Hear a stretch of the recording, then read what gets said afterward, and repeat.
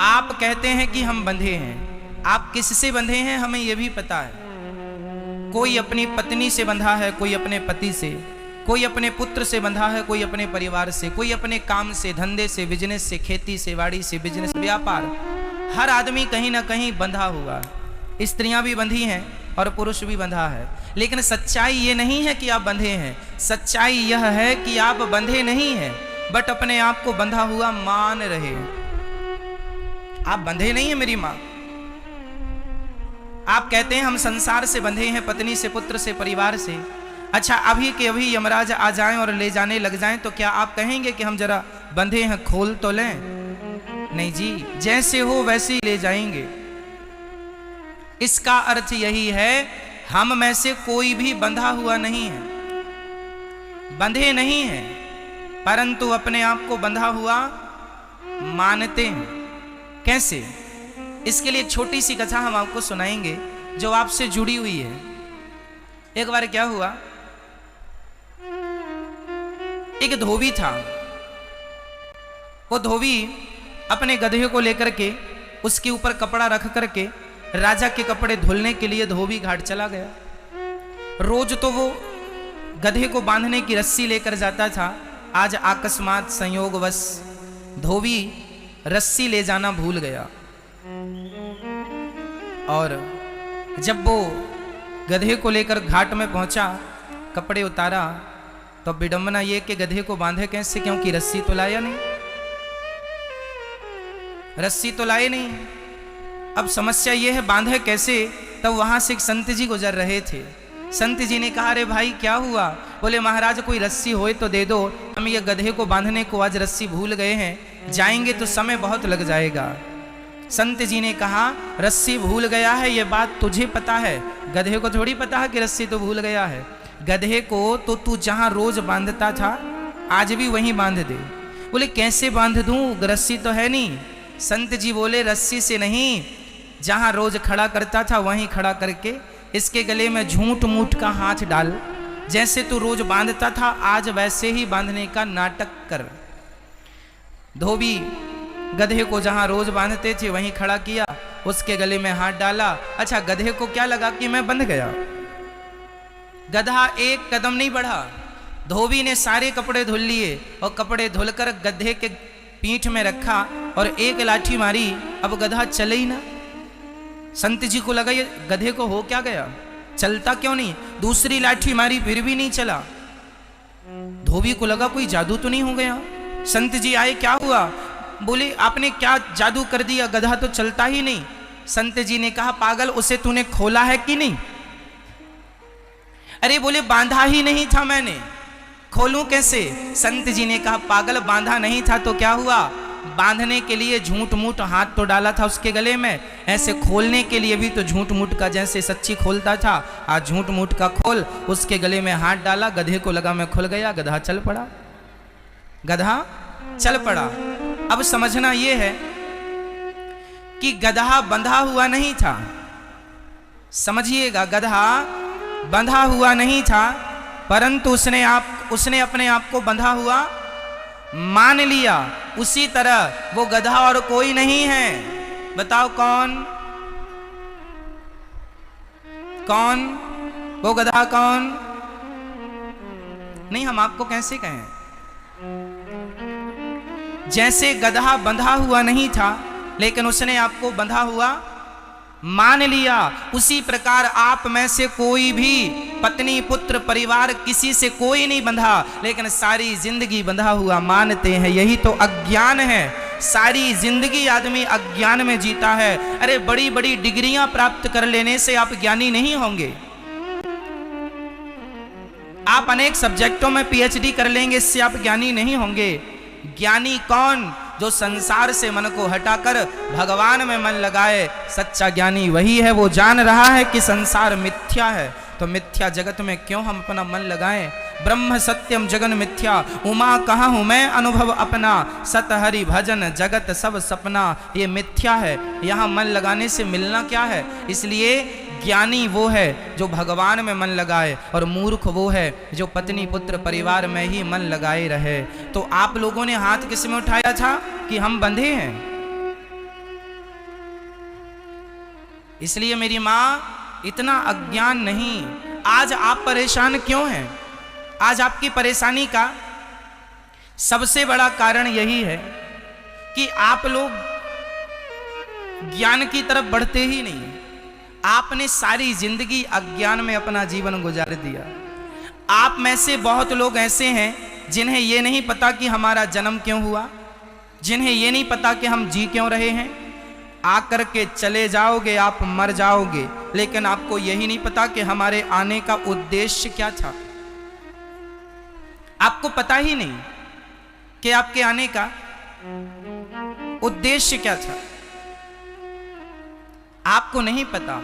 इसलिए आपको ये जानकारी, आपको आज ये दास अनिरुद्ध देगा कि हमारा मनुष्य का शरीर हमें ईश्वर ने क्यों दिया है। इसलिए कि हम संसार में रहें पर संसार के बनकर ना रहें। हम ये नहीं कहते, हमारा कहने का तात्पर्य ये नहीं है कि आप पत्नी के संग ना रहो, पुत्र के साथ ना रहो, बिजनेस ना करो, व्यापार ना करो, ऐसा बिल्कुल हमारा उद्देश्य नहीं है। हम ये कहते हैं पत्नी के साथ रहो, पुत्र के साथ रहो, परिवार के साथ रहो, खेती करो, बिजनेस करो, व्यापार करो, परंतु ये सोचकर कि ये मेरा नहीं है, ये सोचकर कि ये सब कुछ भगवान का है। आप लोग अपना मान लेते हैं ये मेरा है ना मैया, ये मेरा बेटा है, ये मेरी बेटी है, ये मेरी साड़ी है, ये मेरा घर है। यही अज्ञान है, ये अज्ञान है। आपका है कुछ नहीं। चलो आप बेटा बेटी छोड़ दो, ये बताओ कि ये शरीर आपका है, ये आपका शरीर, बोलो हाँ या ना। आपका है? नहीं। कैसे? कैसे नहीं है आपका? यदि आपका होता तो आपकी आंखों में कम दिखने लगा। आपका था तो आपको रोक लेना चाहिए था। हरी आंख क्यों बिगड़ रही है? ये शरीर आपका था तो बुढ़ापे में आपकी कमर में, घुटनों में इत्यादि जगह पर दर्द हो गया। आपका था तो आपको रोक लेना चाहिए था कि शरीर तू कहां मेरा साथ क्यों छोड़ रहा है। लेकिन अंत में परिणाम यही होता है कि ये शरीर का एक एक अंग धीरे धीरे करके हमारा साथ छोड़ता चला जाता है। अरे भाई, ये शरीर भी हमारा नहीं है। गहराई से विचार करो, गंभीरता से सोचो, ये शरीर भी हमारा है क्या? बोलो जी, दादाजी, शरीर आपका है? हाँ या ना? सच्ची कह रहे हैं हम? ये शरीर आपका था तो आपके सिर के बाल कम हो गए, रोका क्यों नहीं? शरीर आपका था तो आप जवानी से बुढ़े हो गए, आपने रोका क्यों नहीं? शरीर आपका था तो बुढ़ापे से मृत्यु के शिखर पर खड़े हो, रोका क्यों नहीं? शरीर पर भी तुम्हारा अधिकार नहीं है। सच्चाई ये है, इस शरीर पर भी हमारा कोई अधिकार नहीं है। जब ये शरीर हमारा ना हो सका तो संसार का कोई भी पदार्थ हमारा कैसे हो जाएगा? पत्नी, पुत्र, परिवार हमारी कैसे हो जाएगी? यही अज्ञान है। मेरा ये नहीं है तो मेरा क्या है? मेरे तो गिरधर गोपाल, दूसरो ना कोई, गोविंद मेरो है, गोपाल मेरो है। संपत्ति सब रघुपति के आही, सब भगवान का है। ये सोच के जीवन यापन करना चाहिए और भगवान के हर निर्णय में प्रसन्न रहना चाहिए। जो भगवान दे रहे हैं उसमें खुश रहा करिए, क्योंकि आपके हाथ में कुछ नहीं है। कहने की बातें हैं कि हमने ये कर लिया, हमने वो कर लिया, ना, हमारा कुछ नहीं था, कुछ नहीं है, कुछ नहीं रहेगा। इसलिए ये मेरे हैं ये ना सोचो। कमल का पुष्प कीचड़ में रहता है, लेकिन कीचड़ की एक भी बूंद कमल के ऊपर नहीं होती। पानी की एक भी बूंद कमल पर टिकती नहीं है, जबकि कमल पानी में ही खिलता है। उसी तरह संसार में रहो, पर वैसे ही रहो जैसे पानी में कमल रहता है। संसार में रहो पर संसार की कोई भी गतिविधि आप पर ना सवार हो जाए। संसार का कोई भी चिंता, कोई भी टेंशन, कोई भी बात आपके हृदय तक ना पहुंचे। आप ये जानो कि ये तो होना ही है। आप कमल की तरह रहो, जो जग में रहूं तो वैसा रहूं जैसे जल में कमल का फूल रहे। मेरे सब गुण दोष समर्पित हों भगवान तुम्हारे चरणों में। अच्छा ये बताओ, ये जो बेटा है, बेटी है, पति है और पत्नी है, ये आपके ही हैं? बोलो। आप कहते हैं ना ये बेटा मेरा, ये बेटी मेरी, ये घर मेरा, ये पति मेरा, ये पत्नी मेरी। सच्ची बताना, दिल में हाथ रख के, ये आपके हैं? हाँ, आपके हैं? आप लोग शोर ना करें। क्या ये आपका है? बोलो हाँ या ना में जवाब दो फटाफट। नहीं तो बताइए किसका है? अच्छा, बेटे को जन्म देने में आपका क्या खर्च हुआ? बोलो। बच्चे को जन्म देने में माँ बाप का कितना योगदान है और ईश्वर का कितना योगदान है? यदि हम इसको तौल कर देखें तो माँ बाप से बड़ा योगदान, माना कि माँ बाप कारण है मेरे जन्म में, पर माँ बाप की एक सामान्य सी क्रिया होने के बाद मैं अपनी माँ के पेट में 9 महीने तक रहा। उन 9 महीनों में ना तो मेरी माँ मुझसे मिलने आई, ना तो मेरे पिता मुझसे मिलने आए। क्या आए आपके माता पिता?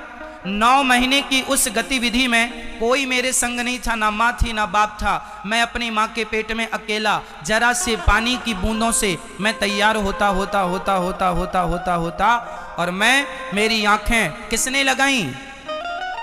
आप कहते हैं आपकी आंखें बड़ी सुंदर हैं, तो आंखें सुंदर किसने बनाई हैं?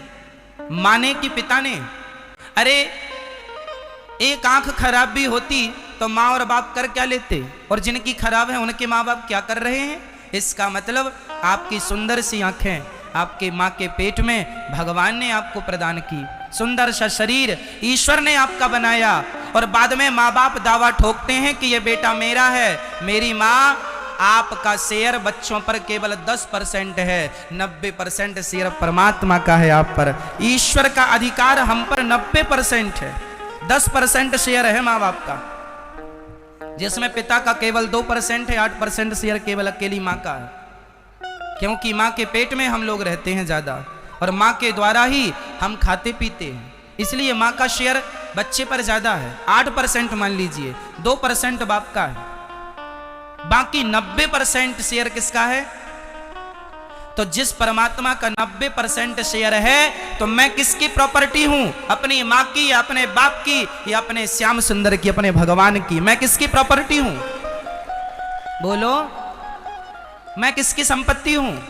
मैं भगवान की संपत्ति हूं। लेकिन अज्ञान देखिए कि आप हैं ईश्वर के, आप ईश्वर की संपत्ति हैं, लेकिन आपके माँ बाप ने अज्ञानवश ये मेरा बेटा है, ये मेरी बेटी है, मेरा मेरा मेरा मेरा है, और भगवान ने ले लिया।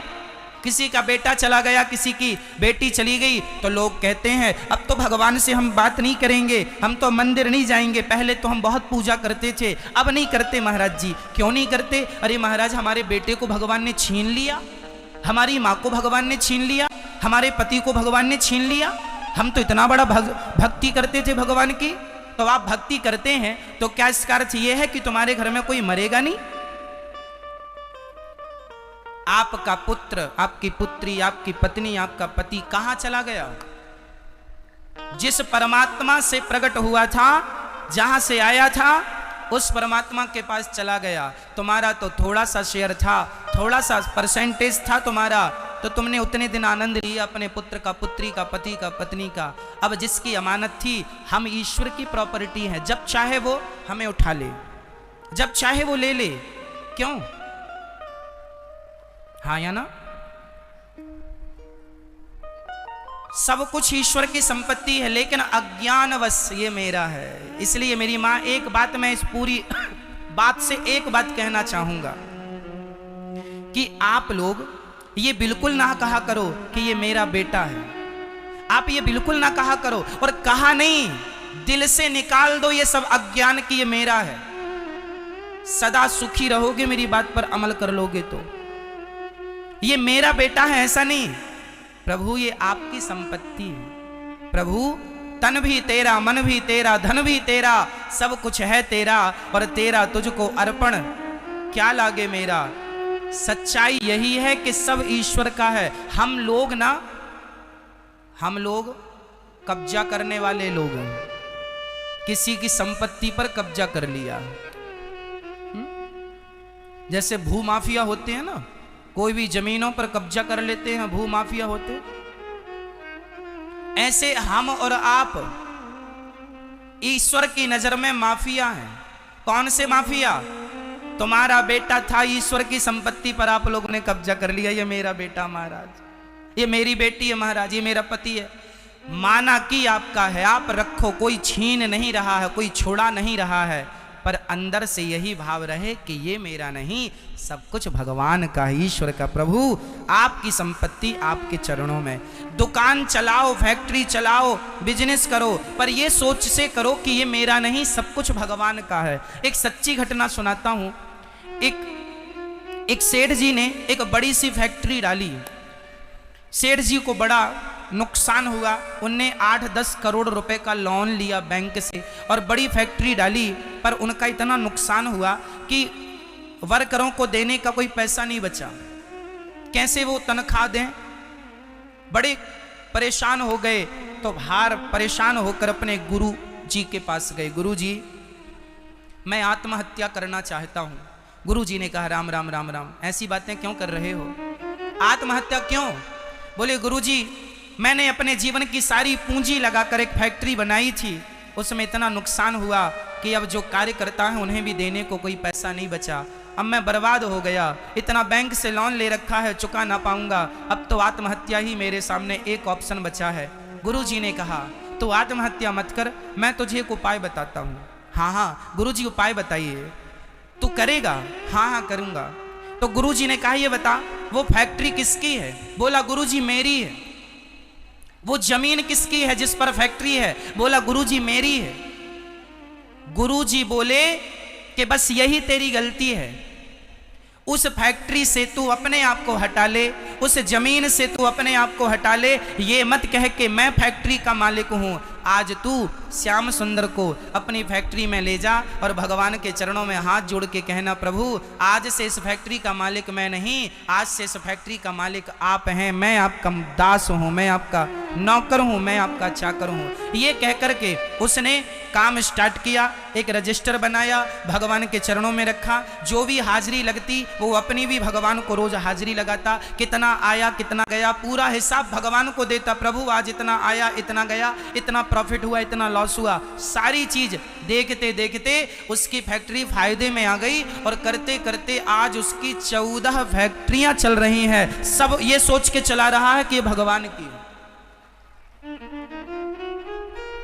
अभी तक ये सोच के कर रहा था कि ये मेरी है। अब किस सोच से काम कर रहा है कि ये सब कुछ, बोलो मेरी माँ, ये सब कुछ, जोर से बोलो, ये सब कुछ भगवान का। तो क्या घटा इतना कहने से? इतना कहने से आपकी हर क्रिया भक्ति होगी।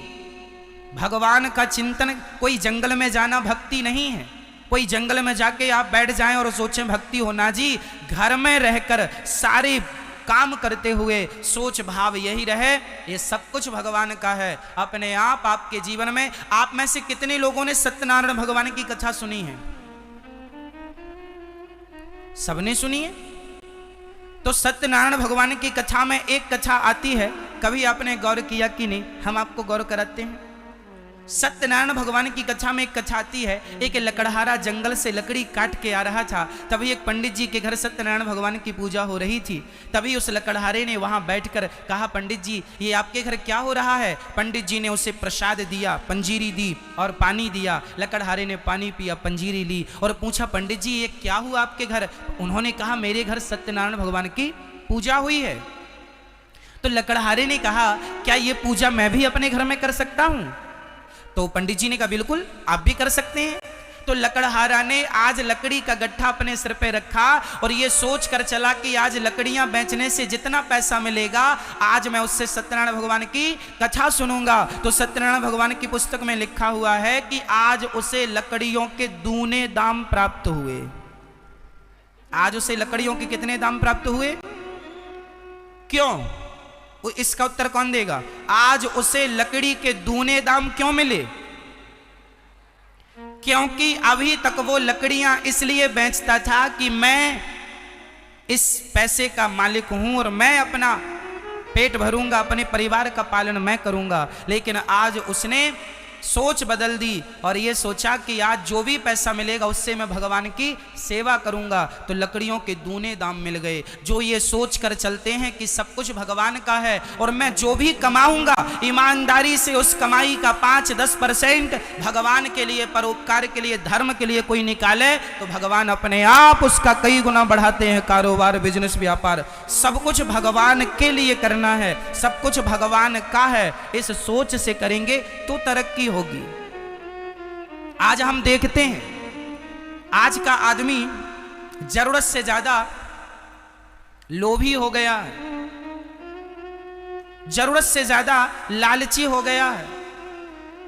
खूब पैसे हैं लोगों के पास, बहुत पैसे हैं लोगों के पास, लेकिन कहो कि भाई जरा सा दान करो, जरा सा पुण्य करो, तो निकलता नहीं है। हजारों रुपए वो दवाइयों में खर्च कर सकते हैं, लाखों करोड़ों रुपए बच्चों को दे सकते हैं बंटवारे में, पर वो अपने लिए एक जरा सा पुण्य नहीं करते कि जरा थोड़ा सा दान करें। सिंपल है, 100 रुपए में से हमें 5 रुपए, कम से कम 10% नहीं तो 5% हमें सेवा से जोड़ना चाहिए धन को। ये सोच करके प्रभु जो भी कमाएंगे उसका कुछ हिस्सा परोपकार में खर्च करेंगे, सेवा में खर्च करेंगे। इसलिए दास अनिरुद्ध वृंदावन में गौरी गोपाल अन्य क्षेत्र चलता है, हजारों लोग भोजन करते हैं। आप लोगों के सहयोग से ही तो भोजन करते हैं, तो आपका भी सहयोग वहां तक पहुंचे, इसके लिए आपका भी कुछ हिस्सा धन का धर्म से जुड़ेगा तो पुण्य आपको मिलेगा, और आपकी रोटी कोई खाएगा तो आशीर्वाद मिलेगा। आपके द्वारा एक वृद्ध मां को गोद लिया जाए तो एक वृद्ध मां को जीवन भर रोटी मिलेगी, तो ये पुण्य है। इसलिए पुण्य करने का अवसर जब मिले तो पीछे नहीं हटना चाहिए। अरे किसान जब तक खेत में 1 कुंटल गेहूं ना डाले तब तक 10 कुंटल या 20 कुंटल नहीं होता। अरे माटी भी 10 गुना 20 गुना करके लौटाती है, तो परमात्मा ना जाने कितने गुना करके लौटाएगा। लेकिन उसके लिए शुरुआत आपको करनी पड़ेगी। अब आप कहें महाराज देना ना पड़े, तो भगवान कहेंगे तू नहीं देता तो मैं भी नहीं देता। सुदामा को भगवान ने तब तक नहीं दिया जब तक सुदामा ने 4 मुट्ठी चावल नहीं दिए। भगवान कहते हैं तेरी औकात से तू देना, जितनी औकात तेरी है, तेरी हैसियत से तू मुझे दे, मेरी जो हैसियत होगी मैं तुझे दूंगा। अपनी अपनी हैसियत से तुम देते रहो, तुम अपनी हैसियत से दो, ईश्वर अपनी हैसियत से देगा। इसलिए कभी भी दान करने में, पुण्य करने में पीछे नहीं रहना चाहिए। जो हम दे रहे हैं ये सोचकर कि ईश्वर इसका कई गुना करके हमें देने वाले हैं, हमेशा हमसे पुण्य होता रहे। इसलिए हमें ये नहीं सोचना कि ये मेरा है, हमें ये सोचना है ये सब कुछ भगवान का है।